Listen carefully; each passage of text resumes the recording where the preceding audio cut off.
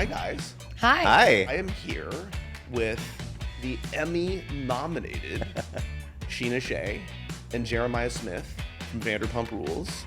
So it's good to see you guys. And I thought, just a week or so outside of BravoCon, it would be fun to take stock of this phenomenon that we've been a part of for many years now. Yeah. And still cannot believe it. And so I would say, Scheana, what was life like before Vanderpump Rules? If you can go back in time, what was life like when we started working together on the project in 2011? Tell me everything. Where were you? The Sir Project. Yes, Originally. That's right. The Untitled LA Project, Yeah, as we put on right? our call That's sheets. right. My voice, as you can hear, is still struggling post BravoCon. All good. But gosh, going back to like 2011, I mean, I was a server at Villa Blanca.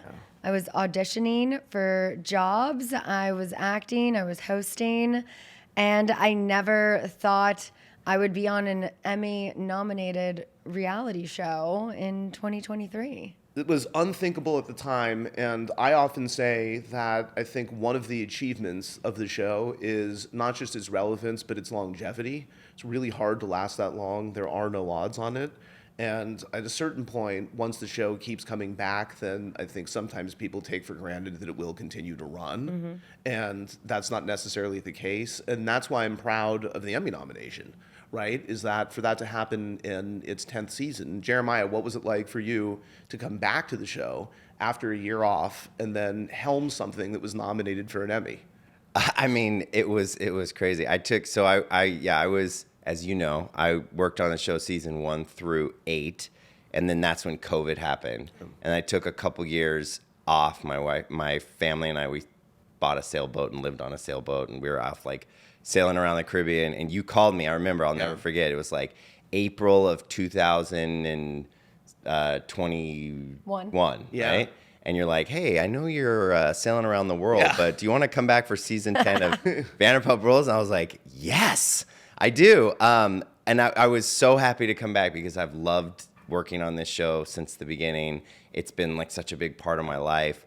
And to come back and be running it now was such an honor. And then to have that be like the season that got nominated for an Emmy. I mean, it's just literally something I never expected, because you see like the shows that are getting nominated, it's like, it's like all these highbrow. It's like Queer Eye and RuPaul and Top Chef. And it's like, well, we're the guilty pleasure show. So to like break through into like the mainstream of an Emmy nomination, like literally never expected it. Well, I feel like what happened in the friend group this year, was so raw and real. And you had those moments, not to toot my own horn, but that last conversation in the last episode of last season with Sandoval and I, with him and Ariana as well, it doesn't get more real than so that. Raw. Yeah. I literally cried watching, because I wasn't there the day you spoke to Sandoval. Yeah. And like when I saw it, I was just like tears like running down my face, like just so fucking hard. I didn't know how they were going to be able to edit that scene. Yeah. When you film something like that, it's over an hour, sometimes an hour and a half long conversation. I'm like, how are they going to take this and make it into a few minutes? And I remember at the FYC event, I met the editor who worked on that scene. And I was just like, oh my gosh, you captured every emotion, every moment in that. And it was incredible. And he was so thankful. He's like, it took me so long to do. And I hoped I did a good job. And I'm like, no, you literally captured the entire essence of that conversation. And it was incredible. It's, why I sometimes bristle at our being called a guilty pleasure, and not to be, self-aggrandizing, but we're also a really good show. Yeah. Right? Yeah. I mean, so, and I would say that is all the way around. And by the way, then we'll stop blowing smoke up our own asses in a second. But it feels so good. But it's true, though, and it's a commitment from everyone all the way around. And, I've often said when we've done press for this past season that I do not think there is another show that could have picked up cameras the way that we did. And that's something that we all hold together. I don't think there's another group of participants on a show that would have been that willing to be that open in that moment, right? And I think that's the power of it. And then I think the agility of the team is remarkable. So I could not be more proud. I have to credit you guys because, we should have been done by then. Like, we're like, the season's over. And when we reached out to you and we're like, all right, guys, this is happening. Yeah. We're going back up. Like, not one of you protested. You were just like, all right, let's go. Yeah, and it wasn't just like one day. It was like 2 weeks. Yeah. Yeah. Well, I know. I mean, I almost at a certain point, we're like, we could keep shooting and make another season. Oh, wait, we have the reunion. Right. Which was an original question of, how much should we save for the reunion? And thank God Jeremiah was one of the advocates for shooting right away, knowing that we would have lost the emotions of the moment. And it's far different, right? Yeah. I mean, when you're on a stage with a whole bunch of people. Well, going back in time, so the other thing, Scheana, that's remarkable to me is the difficult experience that you had initially on the show because you were the outsider, you were coming over from Villa Blanca, and then the other thing is dealing with all of the Brandy stuff. But for you to have the balls to have that conversation with Brandy, something like, what were you thinking at the time? I don't even know if I was thinking. I knew that it was a conversation I needed to have. And if that was going to happen in front of the world, so be it. I'm a person who will always admit when I'm wrong. I will always apologize and own up to anything I've done. So in that moment, I knew I owed this woman a conversation, an apology, and so much more. So if that needed to happen with cameras there, then I was like, you know what, bring them. This is something that I was a part of. And although I did not know this person was married, I continued to believe him every time there was a red flag. And I felt like I needed to have that conversation with her face to face because it was something that was weighing so heavy on my heart and soul. And it just so happened that was in front of the world. But I mean, the most seamless transition in reality television history. Well, and one that is often imitated, but can never be replicated because of the circumstances of it. But I thought the bravery that you and Brandy showed and the vulnerability on both sides, and to me, the way that it crossed the hour and we sort of moved from Brandy's POV to yours was very cool. And to me, became, something that set the tone for the show in the first place, where this was a show that went there, right? Yeah. And I thought, even when we initially shot what's called a presentation to get the show picked up in the first place. So we, did sort of a canvas of potential participants in the show, and we zeroed in on an obvious friend group that had the messiest relationships with each other, right? So, I always say, like, that cast sort of selected themselves. And then we shot a few scenes, and we ended up essentially using all of them in the show itself. We sort of shot them to test whether we had a show, right? Whether we had the makings of it. And one of the scenes that we shot was you and Stassi having a confrontation, obviously, that became memorable. Yeah. Of the home-wrecking whore. You literally are taking shirtless pictures with Scheana, the home-wrecking whore. But again, I would just say that there are plenty of people that are not up to having that conversation and putting that out there for a national television audience. Really tough. How do you handle the criticism that comes with putting yourself out there in this way? And then I want to move to, for example, a week ago at BravoCon. But how do you handle it? Yeah, I feel like it definitely takes a certain type of person to be in this industry. It is not for everyone. You have to just really be a strong person inside and try to stay out of the comment section and not let what people say get to you. Yeah. But it's impossible. You wouldn't be human if nothing ever got to you, So for me, I just try and remind myself that I'm telling my truth, that I'm putting it all out there, and that eventually in whatever version of the story we're telling of mine, I know I'm helping someone's able to relate to me, someone's been in this position before. Yeah. And I just do my best to try and prove that I'm so much more than that. That yes, I was in an unfortunate situation when I was 21 years old. I'm now 38 and a half. But who's counting? But yeah, so I feel like just trying to be the most authentic version of myself and being as open and honest is all I can do. And let people say what they're... And Jeremiah, how do you, as production, manage that? Because there's this feedback loop, right? Yeah. And you don't want the outside noise, and it's never been greater than it was this season, which we'll get to then impact people being themselves. Because the interesting thing is documenting reality, not documenting people's response to a comment section. How do you handle that? No, it's hard, and it's honestly, it's only gotten harder and it's gotten worse because like when we started in 2012, like there weren't podcasts that were covering our show. There weren't meme accounts and fan accounts and subreddits and all these places that people could share their opinions. And so it's gotten harder, and I've seen you guys struggle with it at various stages, and like everybody, like every single cast member at some point has struggled with, you know, what people were saying about them online. The hardest part for me is when people are judging when they don't have the full story. They maybe don't, you know, follow on Instagram, listen to the podcast and all of that now, where you can get so much more of the full story. And it's like, well, I saw this scene and you were this person and now this is how I feel. And I'm like, but wait, actually there was like so much more that happened. Yeah. Like, I know we are going to get into BravoCon, but there were multiple reasons I was in Sandoval's room and nobody knew that. And then I'm just getting booed in front of thousands of people. And I'm like, you don't know why I was there. Well, so let's talk about that. Let's get into BravoCon, because it was one of the big headlines was Scheana booed. And usually booing is reserved for someone who has, you know, done something notorious or infamous or that has been met with, you know, recent disapproval, not just being in someone's room. I understand these are different circumstances. Okay, clear the air. Why were you in Sandoval's room? Well, it started because I was having a great conversation with Captain Jason about his charity and what he does to help children all over the world. And the bar closed, the lights went on. As we're all walking down the hall, that's where everyone else continued to go. And we're like, well, we're having a great conversation. Like, let's just go. We sat on the couch. As you see in the story that Sandoval posted, I'm literally sitting in the corner talking to Captain Jason. We finished our conversation. After that, I pulled Sandoval aside. I told him I did not like the things that I heard he said about Ariana that day on the carpet. I said, I don't care if you're saying she did this, you deserved what happened to you. I don't like that you're continuing to bring things up. You keep picking a scab. I need you to let her heal. Stop talking about her. Talk about your band, talk about special forces, talk about anything else in your life, but let her be.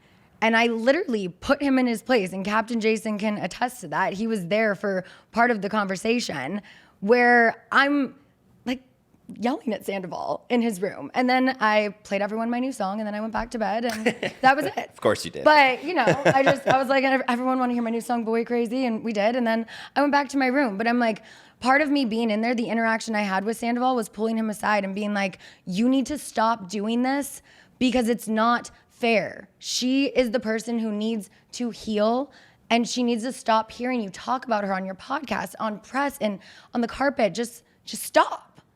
What was his reaction to that? He's like, but I go, no, there's no buts. There's no doubling down. There's no defense mode, anything. You messed up. You need to own it. You need to be remorseful, and you need to move on. So I'm not even going to let you say anything else to me.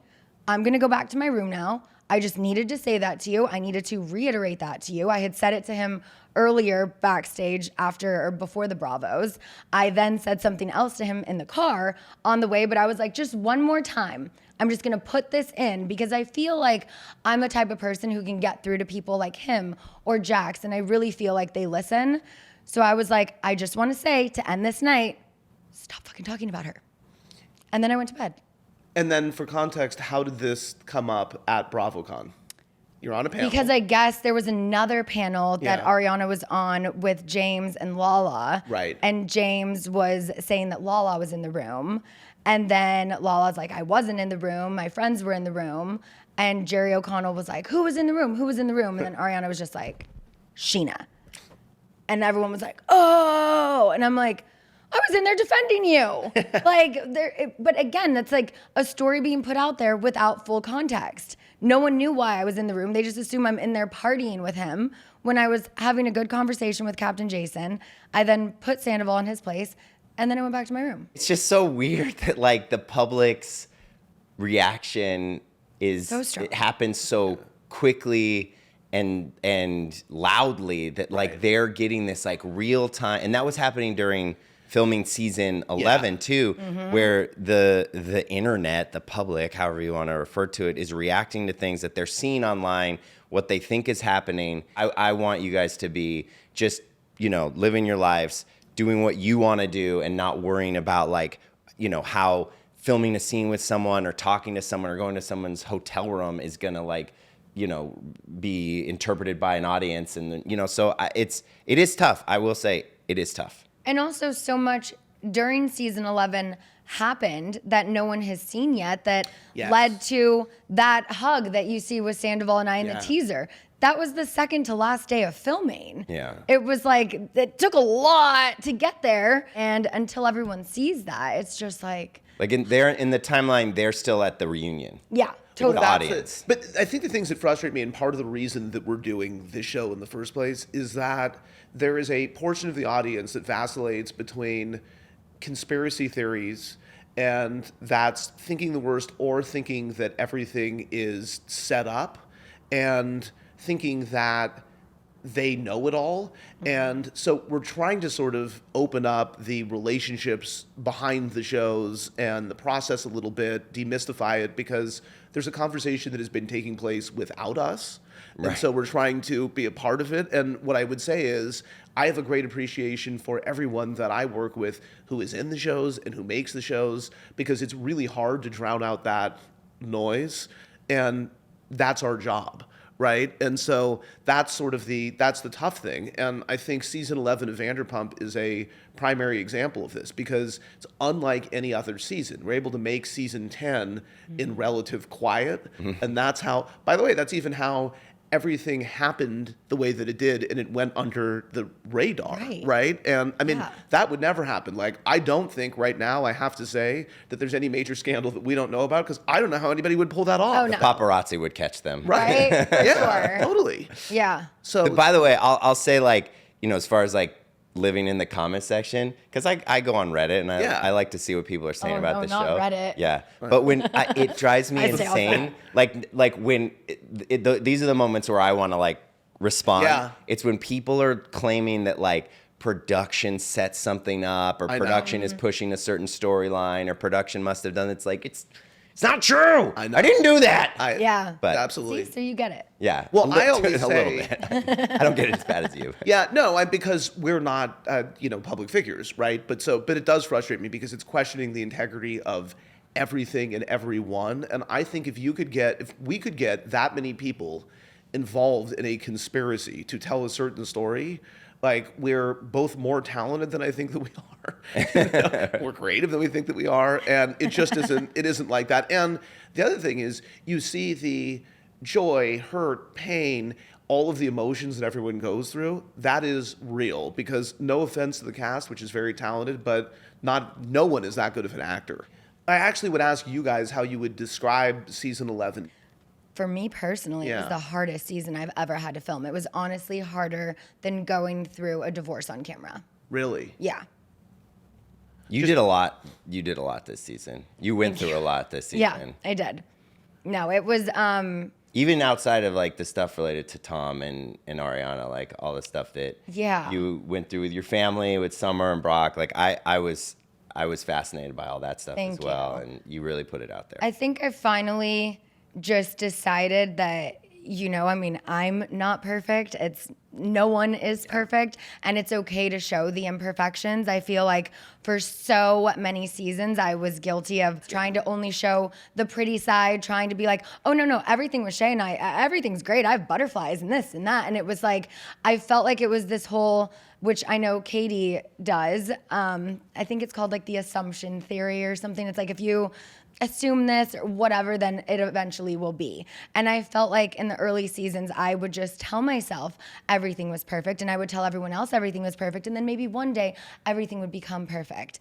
But that's not the reality. And when I got in the relationship with Brock, we come back season 9 and then 10 and now 11, I felt like, you know what? We are not perfect. Yeah. We have a very real marriage. We are parents who deal with differences in how we want to parent, and him and my mom butt heads and we butt heads, but that's okay, because at the end of the day, that's relatable. This picture perfect, cookie cutter mom and dad, that's not the reality. So I finally have felt more comfortable in showing the uncomfortable. The stuff with Tom was hard in itself on another level, but just being open about everything in my personal life at home, I felt okay finally opening up about that. We'll see when it airs, but But it felt good to not hold back for once. No, you seem liberated, and you definitely did not portray an image. Yeah. Which is hard, which people do in real life anyway, let alone, right? I mean, when cameras are observing them. I want to talk about your guys' working relationship. Do you guys remember when you first met? I do. Tell me about it. Yeah. I'm pretty sure the first day we met was the first scene that I ever filmed on the show, which was with you and Tina McDowell at Dragon Herbs. Yep, I still drive past that place, and it's just like Is it so still there? nostalgic. It's still there. Holy shit. Yeah, I don't know if it's still open, but the sign is still there. Just like Villa That's Blanca, funny. the sign is still there, but Dragon Herbs is still there. Yeah, and I had no idea what I was doing. I had no business producing on this type of television show. And I came in and I was just like, hi, I'm Jeremiah, the producer. Like, what are we going to do? But yeah, you guys talked about, like, you were going for a callback for the Pink Power Ranger. I was. Yeah. I think Tina had a show coming up, and at like the Roxy, or you had a show there, but I think that was the first day that we met. Yeah. And you were nice and lovely, and so was Tina. Yeah. But yeah. And she showed you the So long ropes. ago. Yeah. Yeah. I will say, and I say this to Jeremiah too, I think he has been one of the best people to work with on our show, but he was absolutely the best choice for the job when Bill left the show, to have Jeremiah, someone whose heart was also invested in the show. But from season 1, to be able to have him be our showrunner, it was just the absolute best decision anyone could have made. Well, it wasn't really a question to us unless he wanted to continue to sail around Right. the world, which I just, really couldn't compete Yeah. with. But I think we were at an existential moment. I mean, the truth is, I push back on all of the claims that we needed Sandoval to happen. We did not. We made a great season last season. So let me Season so 10 good was, on its own. was great before the So scandal. let me just say that completely clearly, because there are comments that have been manipulated, and which you clarified on your podcast, because I said something like the timing, it was perfect, meaning that we found out about it at a time in which we could then cover it right before the Right. reunion, but we did not need it. However, we were flagging after season 9. We were a show that was showing its age. We had a bunch of cast changes before the season, and COVID beat the shit out of this show. And we had a procession of theme parties that were not particularly interesting, and everyone's life nothing was fit. no, and everyone's It life was like on lockdown. That's essentially. exactly, it was static. So then at the end of that, like once we had, the demise of Lala's relationship and some other things happening, then Tom we were and back to Katie's business. divorce was Tom and- obviously and a that's what I big was going to say. story. Then, yeah, Tom and Katie's divorce was sort of the headline, and that's what we thought that season 10 was primarily going to be about, and it was for a period of time, right? Yeah. But I think that definitely you helped breathe life into the show, and I think that part of what I'm trying to relate as well to the audience is the importance of the relationships and the trust between production and the cast. And so I think to have that reservoir of goodwill, and for the cast to not always like you, because there are times when you're pushing them in ways that they may not like in the moment, and we'll get to that in a second. Okay. But to know that it comes from a good place, and to be working as a collective is really important. I've thought a lot about like how I would define our relationship, like the producer and cast relationship. And I think the best way to describe it, and you guys tell me if you feel differently, but it's a coworker that you're very close to. So essentially, at the end of the day, it's a professional relationship, but you know a lot about each other personally. You can joke around. You may see, you see each other outside the office occasionally, but it's like sometimes we're friendly, sometimes we're confrontational, sometimes we're I'm your therapist, and it is a complicated relationship. Yeah. But I try to, and I think I said this on the BravoCon panel, it's all a blur. I try to give every cast member the sort of same agreement. It's like, I'm gonna help you tell your story and help you get across your point of view to the best of your and my ability. Now, I'm gonna do that with you, but I'm also gonna be doing that with someone that might have a different point of view with you. I'm gonna do that with someone that might be in conflict with you. But if I do that equally and fairly to all of you, then I feel like then there's no like breach of trust there. Yeah. And that's one thing I do feel like with Jeremiah. I just feel like you're getting so much more of the full story. And I feel like that's what the audience really resonates with. And Jeremiah's done a great job at capturing all of those moments while, you know, being fair with all of us who are often in conflict with each other. It's hard, right? I mean, at any given moment, you're going to be on the shit list of the person who is struggling. I mean, that's life. And I think, I would add to your description of a relationship that it's a different kind of workplace too, in that if you want to refer to the cast as employees, and even that isn't completely clear, but what I would say is if their job is to open up their lives, that's different than in any other workplace, because usually your job is to get work done, and it's not that, right? I would say that this show represents a particular challenge because we have a closed universe, and it's never worked on this show. We've talked about it a million times whenever we have tried to add from outside. So whenever the restaurant would just hire someone and we thought maybe they'll integrate into the group, this group didn't give a shit, right? And so there are very few people who ended up sticking around, and it's James, Lala, obviously, are the primary examples, and to some extent too, I would say Ariana, right? I was going to say, you could say Ariana.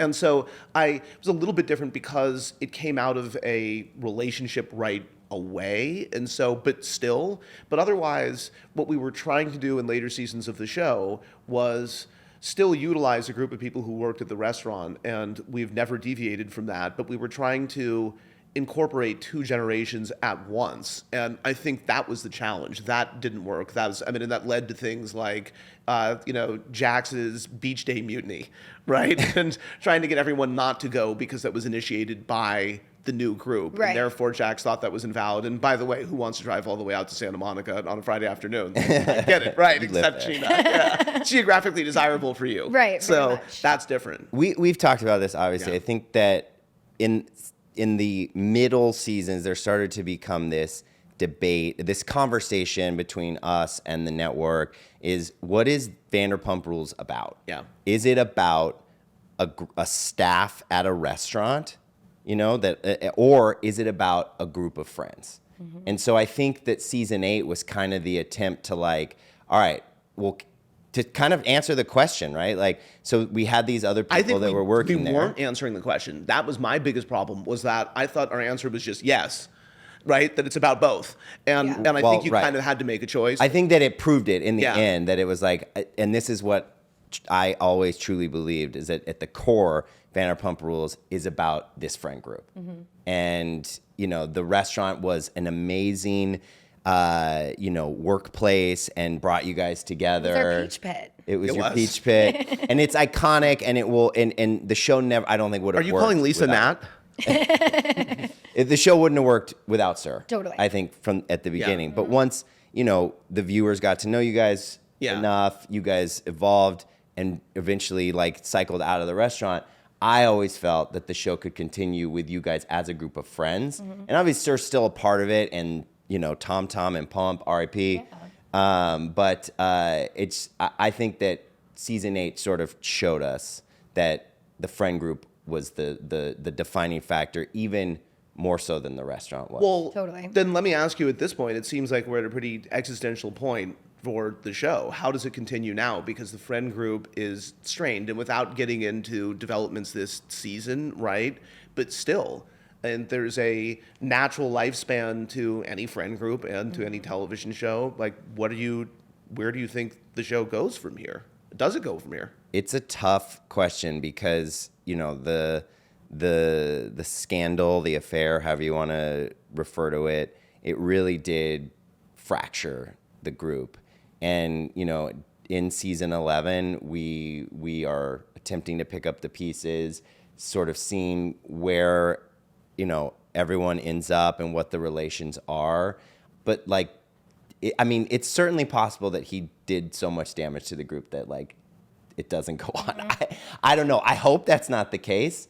What do you think? Look, you guys are still interesting and fascinating in your lives. Yeah. I would love to keep telling the stories of your lives, but I don't think that personally, Tom and Ariana are ever going to get to a place where they're going on vacation together and being in a friend group together. I don't see that from Ariana, at least. I think Tom would probably be okay with that. Would. But Ariana won't. She remains pretty unchanged in her stance towards him since the affair came out.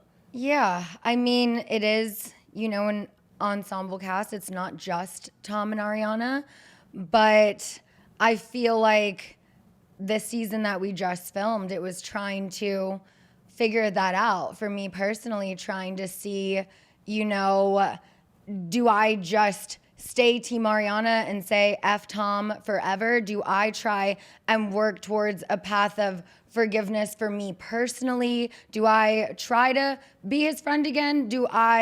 Is that me being disloyal to her? And it was this whole inner struggle all season long where I'm like, I have things that I need to work through so I can sleep at night, so I can be a present mother. And it was so hard, and I don't know that Ariana will ever understand how hard this was on me personally.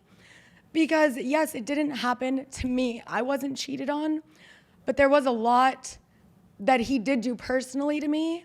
And I'm someone who always tries to work towards a path of forgiveness because that's just who I am. And so it has been such a struggle to try and stay loyal while working on putting myself first. And it's an ongoing struggle, obviously, right? Clearly. I mean, which BravoCon highlights. Yeah. Outside of Ariana, I feel like I was the person next mostly directed by all of this, but I'm not allowed to feel anything because it's not about me, because it's only about her. And so me struggling with how can I tell my story while still keeping it about her because it's not about me, but it kind of is about me. And just that whole struggle where it's like I always put everyone else first.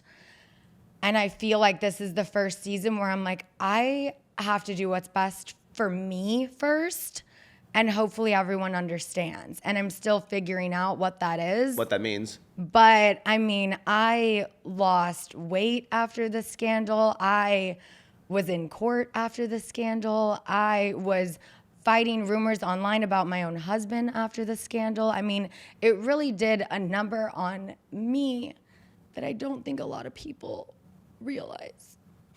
So still just like trying to move forward with that has been so difficult. Yeah. I know there's no easy answer to that. Again, this is the reality of the show, and this is where we all take umbrage to the idea that any of this is something that we've discussed or planned in advance. I also wonder, and I'm curious what you guys think. It's like, how is the audience going to react? Like, are they going to be sympathetic to his story, to your story, or is it going to be like passionately Team Ariana? Are they going to just think it's all bullshit that we're even like trying to tell these more nuanced stories? And that's growth. Also, the audiences, they know when people are putting on airs or when they're trying to control their own narrative. The audiences are smart, and I say this to you guys all the time. The thing that people respond to is honesty and authenticity. That's right. When they see someone being just exactly real and raw, that even if it's ugly, if it's embarrassing, that's what they want, and that's what they respond to, and that's what they like. The one sin the audience will not forgive is inauthenticity. So you can get away with pretty much anything else, within a certain range, right? But if you are not real and not honest, the audience picks up on that. They do not like a phony. And I think when people calibrate their behavior to what they think the audience wants in a given moment, they're just destined to lose. Yeah. Oh yeah, it doesn't ever work in my favor when I've done that in the past. I'm the first one to know that. And how'd that perfect relationship with Rob work out? Oh God. Yeah. So I've learned my lessons. I've grown, and I hope the audience sees that season 11 and just understands what a difficult position I've been put in personally, and that I'm just trying to be a mom that my daughter is proud of. Well, no one I would rather be on the ride with than you guys. Same. So fun to see you, fun to get together. We, in summary, have no idea where we go next, and that's to be determined. It's been years that have changed all of our lives, and I look back on it really fondly, whatever is next. Thanks, guys. Thanks, Alex. Go to the show notes below for more information on how you can listen to Bravo's Hot Mic.